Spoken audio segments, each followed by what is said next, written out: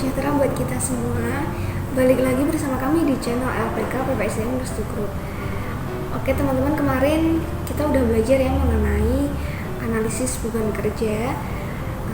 Untuk video edukasi kali ini masih sama temanya, mengenai analisis beban kerja. Hanya saja kita akan membahas mengenai 3 hal. Yang pertama yaitu apakah karyawan itu perlu melakukan analisa beban kerja saat karyawan itu pindah divisi atau posisi jabatan, atau hanya karyawan tersebut memiliki perubahan pada job desk-nya. Yang kedua, kapan sih analisis beban kerja itu dilakukan? Pertengahan tahun, awal tahun, akhir tahun, atau beberapa bulan sekali? Yang ketiga yaitu di saat new normal seperti ini, perlu nggak sih kita melakukan analisis beban kerja, mengingat banyak perusahaan yang menetapkan kebijakan yang berbeda, baik terkait jam kerja, kemudian hari kerja, perubahan shift, dan lain sebagainya. Untuk lebih jelasnya, kita langsung tanyakan saja yuk ke ahlinya, yaitu Bapak Franes Praduswara selaku praktisi Human Capital.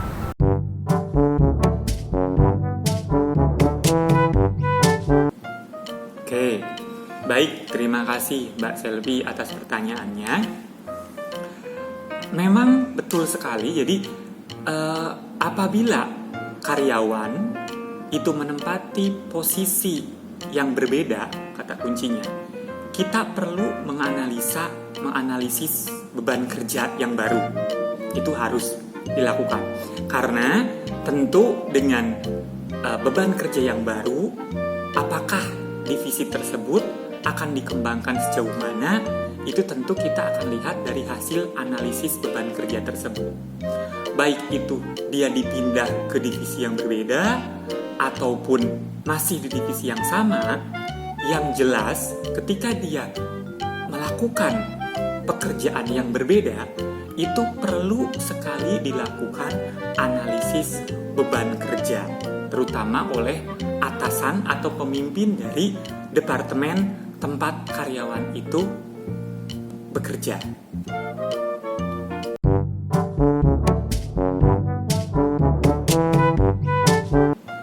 Analisis beban kerja sebetulnya dilakukan ketika hal itu diperlukan. Artinya apa? Kita tidak punya patokan yang tepat. Apakah harus 1 tahun sekali? Apakah harus setengah tahun sekali? Apakah harus setiap hari? Bisa aja setiap hari dilakukan, karena kondisi memang menuntut seperti itu. Misalnya, kondisi yang sedemikian rupa, seperti ada COVID ini, misalnya di bagian marketing, itu analisa beban kerja dilakukan dalam sebulan 2 kali. Hal itu dimungkinkan apabila ada penambahan job tertentu atau perubahan sistem kerja mereka dari yang tadinya tidak dilakukan saat sebelum COVID misalnya, sekarang saat COVID dilakukan, maka otomatis analisis itu harus segera dilakukan.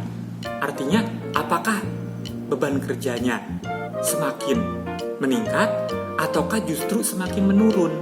Sehingga analisis beban kerja itu bisa dilakukan kapanpun saat dibutuhkan. Jadi tidak ada patokan yang baku harus 1 tahun sekali, harus setengah tahun sekali. Artinya di saat manajemen, di saat pimpinan merasa perlu melakukan analisa beban kerja, maka saat itu juga dilakukan analisis beban kerja. Demikian.